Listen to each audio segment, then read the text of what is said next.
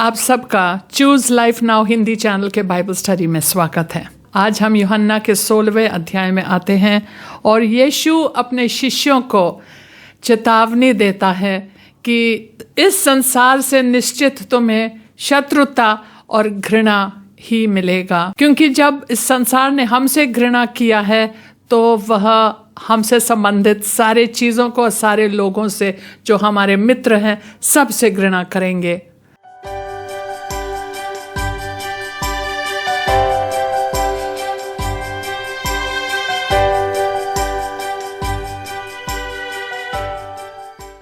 हे पिता, हम इस वचन के लिए धन्यवाद देते हैं और प्रार्थना करते हैं कि पवित्र आत्मा हमें इन वचनों के द्वारा हमारे दिल को मजबूत करें, ताकि जब हमारे विश्वास के लिए हमें सताव का सामना करने पड़े तो हम उस कलेश के दौरान भी विश्वास योग्य बने रहे। ये प्रार्थना हम यीशु मसीह के सामर्थ्य नाम से मांगते हैं, आमीन।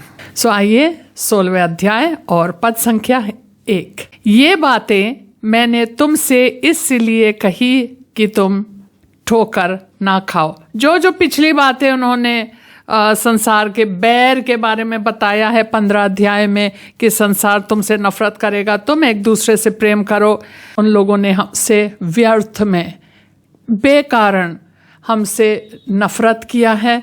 तो ये सारी बातें बता रहे हैं। तो अब वह 16वें अध्याय में बोलते हैं, ये बातें मैंने तुमको इसलिए कही कि तुम ठोकर न खाओ।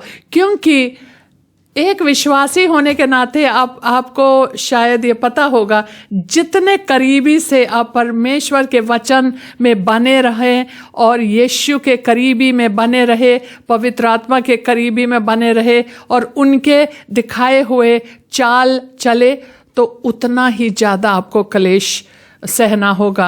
अगर आप एक हर प्रकार के विश्वासी होते हैं, लोग बहुत विश्वास करते हैं लेकिन सेवा से दूर रहते हैं और परमेश्वर के वचन को करते भी नहीं है पूरे रीति से और थोड़ा थोड़ा दुनिया से भी दोस्ती रखते हैं, हर चीज़ करते हैं, तो उन लोग को इतना कलेश नहीं फेस करना होगा जितना कि वह लोग जो वो काम कर रहे हैं जो इन लोगों को बिल्कुल पसंद नहीं है, दुनिया को। पतरस बोलते हैं, अच्छा है कि अगर तुम्हें कोई सताव हो तो अपने ही कुकर्मों के वजह से अगर तुम झेलते हो तो कोई बड़ी बात नहीं है, लेकिन अगर तुम बिना वजह, जैसे यीशु ने कहा, उन्होंने मुझसे व्यर्थ बैर किया। व्यर्थ बैर किया मीन्स हम उनके खिलाफ कुछ नहीं कर रहे हैं। और यीशु मसीह के शिष्य थे, शायद वो लोग भी ना समझे और उनके विश्वास को ठेस पड़े, इसलिए वो कहते हैं, हमने तुम्हें ये सारी चीज़ें अभी से बता दी है ताकि तुम ठोकर ना खाओ। ठोकर ना खाओ मतलब कि जब ऐसा होगा तुम्हें सताव का सामना करना पड़ेगा। लोग ठोकर खा जाते कि देखो मैं इतना अच्छा व्यक्ति हूँ, मैं सब कुछ सही कर रहा हूँ, मैं यीशु के वचनों पे चल रहा हूँ, तब भी ये सब चीज़ें मेरे साथ हो रहा है। बहुत विश्वासी मतलब मुखर जाते हैं उस वक्त। ये कहते हैं ये कौन सी बात है, बताएं, इतने सारे कलेश, वो बिना समझ, उन लोग समझते नहीं है कि ऐसा ही है, यही होगा। पहले आपको सारा हिसाब किताब जोड़ना है और हिसाब किताब जोड़ने के बाद तब शिष्य बनना है, क्योंकि शिष्य बनने के लिए आपको एक दाम चुकाना है। यीशु ने कहा, कौन है वह मूर्ख राजा जो जब वह युद्ध में जाता है पहले वो सारी गणित नहीं करता है। या अगर आप एक कोई चीज़ का एक मतलब मकान का निर्माण करना चाह रहे हैं तो पहले आप बैठ के देखेंगे कि क्या मैं कर पाऊंगा, मेरे पास इतने पैसे हैं कि हम इस कार्य को पूरा कर पाए, न तो हमारे अगल बगल वाले सब लोग हंसेंगे। बड़े आए इमारत बनाने, बड़े आए घर बनाने, आधा भी नहीं बना पाए, छोड़ के चले गए। सो वैसे ही हम लोग भी शिष्य बनते हैं, हम लोग भी विश्वासी बनते हैं, और अगर हमें कलेश के वजह से हम मुखर जाए यीशु से तो लोग हंसेंगे ना, बस थोड़ा सा सता भाग गई। सो मतलब आपको पहले बैठ के गणित करना है, कहता है, इसलिए मैं तुम्हें समझा रहा हूँ अभी से। ये 12 चेलों ने बहुत कलेश सही। यीशु मसीह तो केवल समारिया और गलील और यहूदियों का इलाका यरूशलेम जाते थे, लेकिन ये जो 12 चेले थे वह संसार के छोर तक गए हैं, सब जगह गए हैं। जैसे मैंने आपको बताया, थोमाए भारत आया और यहाँ मारे गए, तो उन लोगों ने बहुत कलेश सहा है। वे तुम्हें आराधनालयों में से निकाल देंगे, वरन वह समय आता है कि जो कोई तुम्हें मार डालेगा वह समझेगा कि परमेश्वर की सेवा करता है। और वह शब्द जो यीशु मसीह ने प्रयोग किया है यूनानी भाषा में, वह शब्द है जो लेवी, जो याजक लोग थे, जब यहोवा परमेश्वर यहोवा के सेवा करते हैं, वह शब्द इस्तेमाल किया है कि वह सोचेंगे हम परमेश्वर यहोवा के लिए एक सेवा कर रहे हैं, क्योंकि हम ये विश्वासी लोगों को यहाँ से भगा रहे हैं, आराधनालयों में आने नहीं दे रहे हैं, और उनको इस शहर से दूसरे शहर भगा रहे हैं और उसको जान से भी मार रहे हैं। इतना बड़ा काम मैं कर रहा हूँ यहोवा के लिए, यहोवा हमसे बड़ा प्रसन्न होगा। तो ये चीज़ें कोई मतलब कि धर्मों में यह दिया गया है कि अगर कोई तुम्हारे धर्म का नियम मार डालो उन लोगों को। लेकिन हम लोग सोचते हैं कि का नया जन्म जिसका हुआ है वो अंदर से सचमुच बदल गए। हम लोग कोई ड्रामा नहीं कर रहे हैं, ये ऐसा ही है, हम बदल गए, दूसरे व्यक्ति में बदल गए। जैसे शाऊल के लिए सैमुएल ने कहा, जब तुम्हारे ऊपर पवित्र आत्मा उतर के आएगा तो तुम एक दूसरे आदमी बन जाओगे, तुम बिल्कुल बदल जाओगे। हम लोग दूसरे व्यक्ति बन जाते हैं, हम यीशु की तरह हो जाते हैं, नई सृष्टि हो जाते हैं। हालेलुया। जो भी हो, सताव हो, जो हो, हमें यीशु की तरह बनना है। ये शाऊल जो था, शाऊल जो बाद में हमारा जो प्रेरित पौलुस हैं, उनका नाम पहले शाऊल था। और ये बंदा, इससे पहले कि उनको यीशु मसीह की प्रकाशन मिली, वह बिल्कुल यही काम कर रहा था। वह एक नगर से दूसरे नगर को जाके वह विश्वासियों को सताते थे। और जिस वक्त यीशु मसीह ने उन्होंने यीशु मसीह की आवाज सुनी है, वह जा कहाँ रहे थे? वह अधिकार पत्र को लेकर के दमिश्क जा रहे थे। और क्यों जा रहे थे दमिश्क? दमिश्क में सारे विश्वासी जो थे उनको गिरफ्तार करने का अधिकार था उनको। और वहाँ के महायाजक लोगों ने उनको ये पत्र दिया, जाओ और जहाँ जहाँ ये लोग मिले लेके आ जाओ वापस। तो शाऊल ने सोचा, वो तो फरीसी थे ना, कहते व्यवस्था के मामले में बिल्कुल सिद्ध था, तो वह व्यवस्था करने के लिए इतने उसके अंदर इतना धुन था कि उन्होंने कहा मैं जाऊंगा, इन सारे लोगों को लेके आऊंगा। लेकिन रास्ते में उन्होंने बहुत बड़ी ज्योति देखी और यीशु मसीह की आवाज आई और उन्होंने क्या कहा, शाऊल शाऊल तू मुझे क्यों सताता है? और उन्होंने कहा कौन हो प्रभु? अब वो गिर गया, घोड़े से गिर गया, इतना घोड़ा नहीं देख पाया, वो नहीं देख पाया, अंधा भी हो गया। तो कह रहे हे प्रभु तुम कौन हो? तो कहता है मैं यीशु मसीह नासरी हूं और तुम मुझे सताते हो, क्यों सता रहे हो हमें? तो वो समझ गए कि मैं गलत था। उन दिनों में ये चीज थी कि लोग आराधनालय में नहीं जा सकते थे अगर वो यीशु मसीह के चेले थे। आउट, आराधनालय से बाहर। हम लोग ने 9वें अध्याय में देखा, वो जो आदमी था अंधा, ऐसे उसने कहा नहीं यीशु मसीह पर ये जो है वो परमेश्वर के तरफ से आया है, उसको निकाल दिया गया। माँ बाप इतने डर रहे थे, उन्होंने कहा उनसे पूछो, हम लोग से मत पूछो। उन्होंने सोचा हम लोग को निकाल दिया जाएगा। अब आगे पढ़ते हैं। ऐसे वे इसलिए करेंगे कि उन्होंने ना पिता को जाना है और ना मुझे जानते हैं। कारण यह है कि उन लोगों को पिता के कोई भी ज्ञान नहीं है। इसीलिए यीशु कह रहे इसलिए वो हमसे नफरत करते हैं। ये 15 अध्याय में भी देखा, इसलिए वो नफरत करते हैं क्योंकि वो पिता को नहीं पहचानते, उनको जानते नहीं। तो वो परमेश्वर के वचन को नहीं पहचानते, हमें नहीं जानते, वचन को सुन नहीं सकते। उन्होंने 8वें अध्याय में बताया फरीसियों को, तुम अपने बाप के हो, तुम्हें तो वचन सुन भी नहीं सकते हो। परंतु ये बातें मैंने इसलिए तुमसे कही कि जब इनका समय आए तो तुम्हें स्मरण आ जाए कि मैंने तुमसे पहले ही कह दिया था कि जब तुम्हारा सताव होगा, जब कलेश आएगा, जब आपके जीवन में हर प्रकार के नाना प्रकार के समस्याएं आएंगी, परीक्षाएं आएंगी, तब आपको को ठेस ना पड़े और आप ठोकर ना खाओ, क्योंकि तब आप याद करोगे हाँ यीशु ने बताया। ऐसा ही है जैसे यीशु के साथ हुआ। वैसे मेरे साथ हो रहा है, ऐसा ही है। तब भी हमने निर्णय लिया हम यीशु ही के पीछे चलेंगे। इस संसार के लोग का नफरत हमें रोक नहीं सकता। हम ये नहीं कह सकते ओहो तो हमसे नफरत कर रहे हैं, चलो उन्हीं लोगों के साथ जुड़ जाएं। ऐसे नहीं हो सकता ना। वो आपने निर्णय ले लिया हम यीशु के पीछे चलेंगे और यीशु के क्रूस को उठा के चलेंगे, तो कलेश आना ही आना है। हमें भी अपने आप को क्रूस पे चढ़ाना है, शारीरिक रूप से नहीं, लेकिन एक प्रकार से हमारा जीवन ही एक क्रूसित जीवन है। आप नियुक्त किए गए हो ताकि आप फल लाएं, और आप अलग किए गए हो दुनिया से अलग, और कलेश आना है तो आता रहे। मैंने अब पवित्र आत्मा के बारे में बताने जा रहे हैं। मैंने आराम से तुमसे ये बातें इसलिए नहीं कही क्योंकि मैं तुम्हारे साथ था। अब जब मैं तेरे साथ था तो सारे दुनिया का नफरत और सारा कलेश हमारे ऊपर आ रहा था। देखिए, मैंने कहा ना कि कलेश तब आएगा जब आप यीशु में बालिग हो जाएंगे। जब तक आपके अंदर इतनी बचपना है, कम कलेश आएगा, परीक्षा आएंगी। जैसे आप यीशु के नजदीकी के लिए आप कोशिश करें और नजदीक हो जाए और नजदीक हो जाए, तब देखिएगा।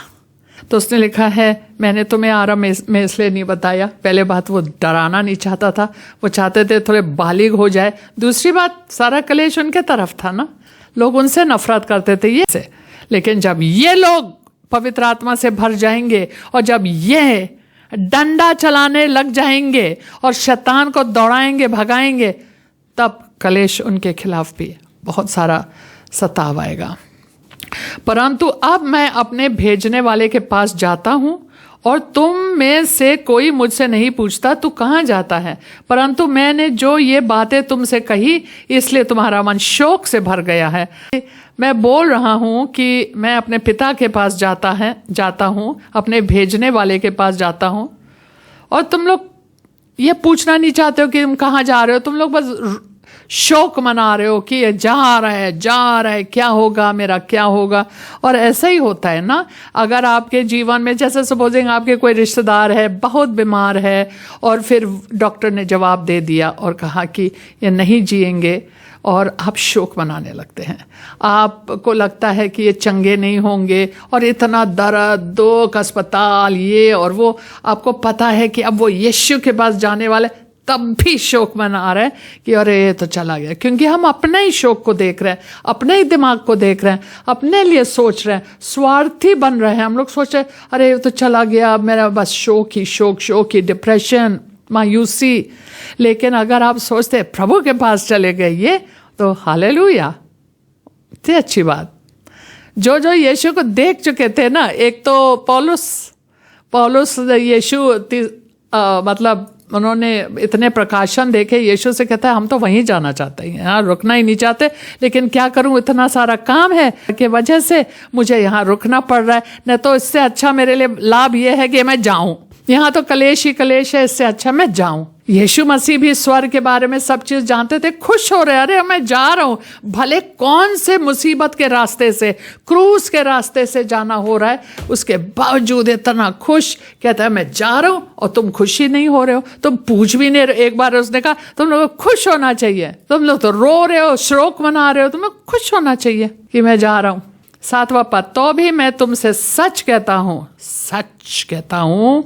यीशु कभी झूठ नहीं बोले, उसके बावजूद वो कह रहे हैं मैं तुम्हें सच कहता हूं कि मेरा जाना तुम्हारे लिए अच्छा है।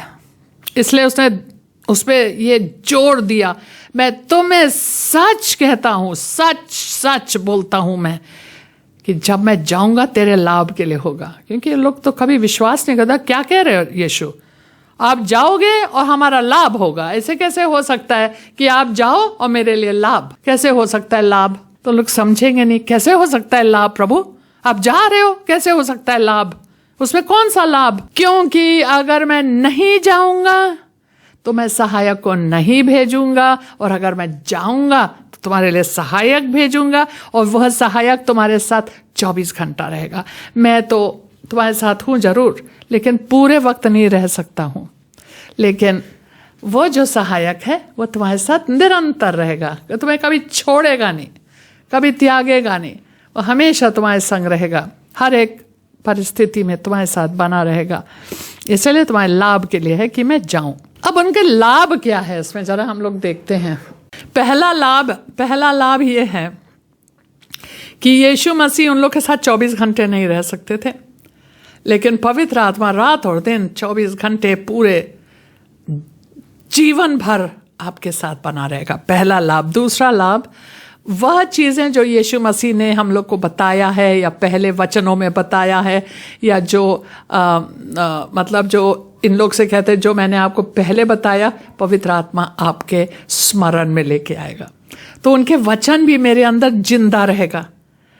और तीसरी बात यह होगा कि अगर मैं तुम्हारे साथ, अगर हमारे साथ हमेशा माँ बाप बने रहे, तो बच्चा कभी आत्मनिर्भर ना बने, क्योंकि वह बार बार सोचेगा मैं मम्मी कर लेगी, अरे मेरे पापा कर लेगा, ये कर लेंगे, ये लोग कर लेते मेरे लिए, हम क्यों करें, वो लोग करेंगे। जब तक माँ बाप होते हैं तब तक कोई आत्मनिर्भरता नहीं आता है और लोग आत्मनिर्भर नहीं बनते हैं। और उसी प्रकार से जब तक यीशु की शारीरिक वहाँ उपस्थिति थी, ये लोग सोचते हैं यीशु है, यीशु है, यीशु है, यीशु करेगा, यीशु। लेकिन जब आप अकेले पड़ जाते हो और आपको लगता है मैं अकेला हूँ, तब आपको विश्वास करना होगा मैं अकेला नहीं हूँ।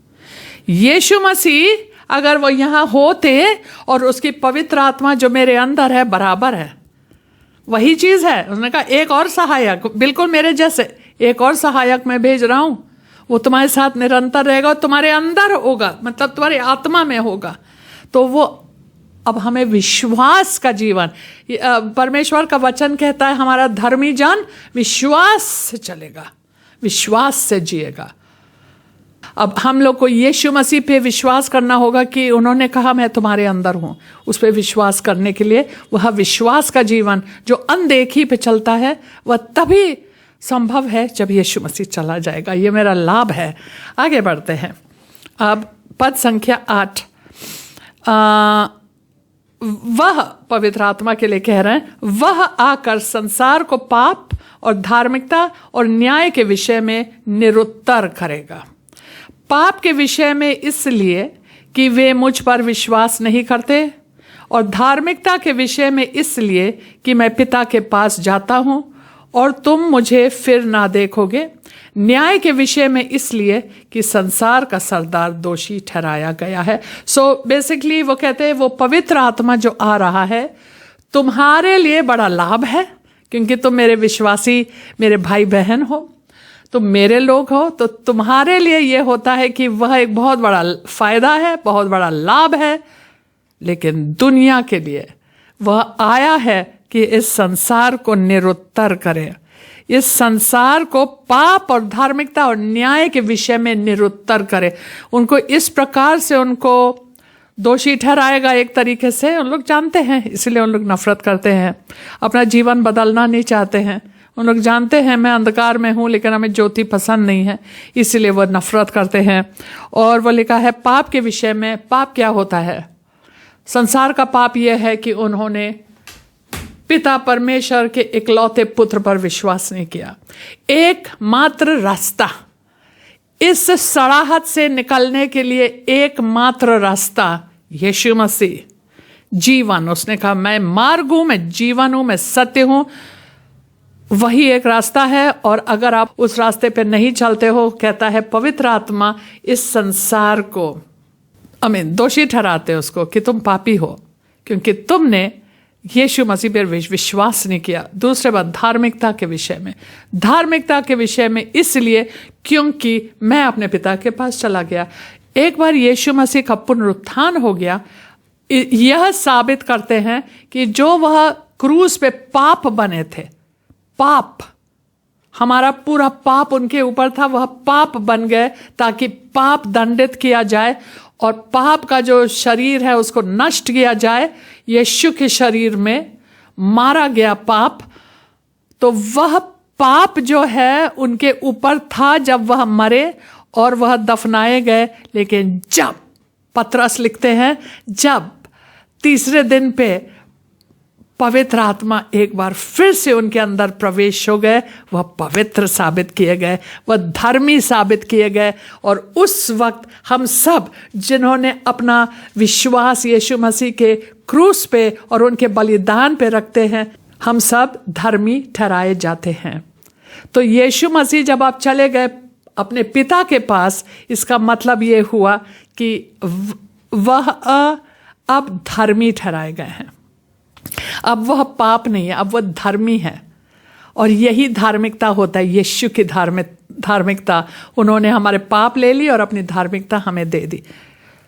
संसार इस मामले में भी निरुत्तर किया जाएगा। और आखिरी में न्याय के मामले में, न्याय के विषय में, इसलिए कि संसार का सरदार दोषी ठहराया गया है। देखो यीशु मसीह ने क्रूस पे क्या किया, इस संसार के ईश्वर को नष्ट कर दिया। वो जरूर इस संसार का ईश्वर है, लेकिन उनके सारे कार्यों को उन्होंने खत्म कर दिया। इसलिए यीशु ने क्रूस पे आखिरी वक्त कहा, पूरा हुआ। जो जो बातें परमेश्वर यहोवा ने उनको भेजा था करने के लिए, एक एक बिंदु को उन्होंने पूरा किया। और जब उसने पूरा कर दिया और वह मर गए, पाप मर गया, पाप पराजित हो गया।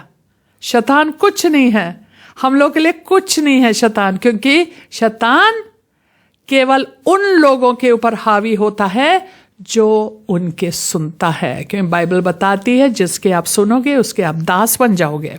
रोमियो 6:16, शायद 6 अध्याय पद संख्या 16। लेकिन जब हम उनके आज्ञा का पालन नहीं करेंगे और उनके विरोध में खड़े रहेंगे, तो हम उन पे विजयी हैं यीशु मसीह में। यीशु ने उनको पराजित कर दिया। अब पाप का कोई मामला नहीं है हमारे जीवन में। पद संख्या 12, मुझे तुमसे और भी बहुत सी बातें कहनी है, परंतु अभी तुम उन्हें सह नहीं सकते। परंतु जब वह अर्थात सत्य का आत्मा आएगा, तो तुम्हें सब सत्य का मार्ग बताएगा। क्योंकि वह अपनी ओर से ना कहेगा, परंतु जो कुछ सुनेगा वही कहेगा, और आने वाली बातें तुम्हें बताएगा। अब यहाँ पे हम यीशु की बात को सुन के थोड़े हैरान होते हैं। कहता है कि मुझे बहुत सारी चीज़ें बोली, लेकिन अभी नहीं। कहते हैं फिर प्रभु कब बताएंगे आप? कहते मैंने बहुत कुछ बोलना है तुम्हें, लेकिन तुम बर्दाश्त नहीं कर पाओगे, तुम उसको समझ नहीं पाओगे।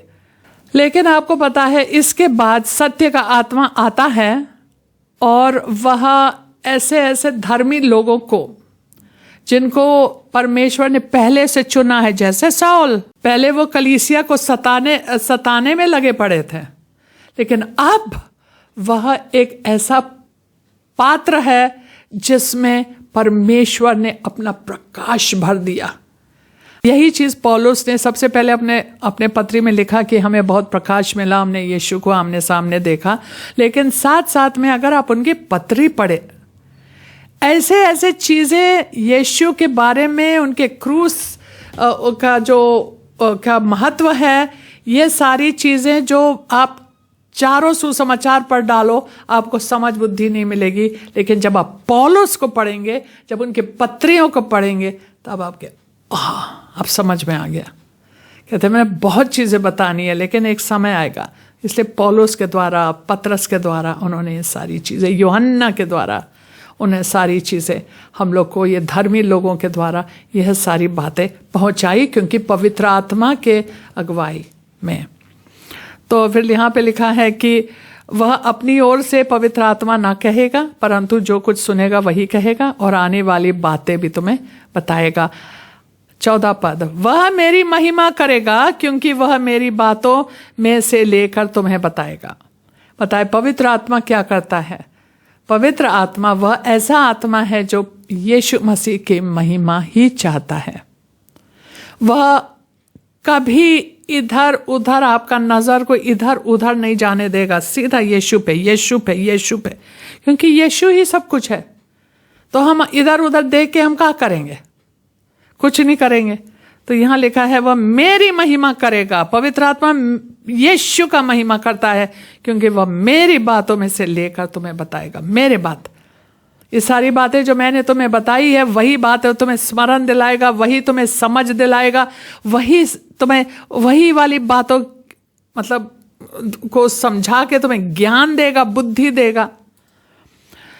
जो कुछ पिता का है वह सब मेरा है, इसलिए मैंने कहा कि वह मेरी बातों में से लेकर तुम्हें बताएगा। जैसे यीशु मसीह ने हमेशा अपने पिता के बातों को सुना और जो पिता से सुनते थे वह सब अपने शिष्यों को और सारे झुंड को बताते थे। कहता है जैसे मैं अपने पिता की बातें तुम्हें समझाता हूँ, उसी प्रकार से पवित्र आत्मा भी वही बातें जो पिता ने हमें दिया, पिता के सारी चीजें मेरी है, वही बातों को लेकर के तुम्हें बताएगा, सारे सत्य में लेके जाएगा। का मतलब यह है कि यीशु का पूरा सत्य, उनके चरित्र के बारे में, उनके कार्य के बारे में, उनके क्रूस का महत्व के बारे में, सारे चीजें, ताकि वो आपके जीवन में लागू होने पाए और आपका जीवन एक हरा भरा वृक्ष के समान जीवन से भरा हुआ इस प्रकार का जीवन होने पाए कि मतलब कि यीशु मसीह के शब्दों के रस के द्वारा हम अपना जीवन जीने पाए। यहीं पे समाप्त करेंगे ये 16वां अध्याय को। आज के लिए यहीं पे समाप्त करते हैं। आप सबको जय मसीह।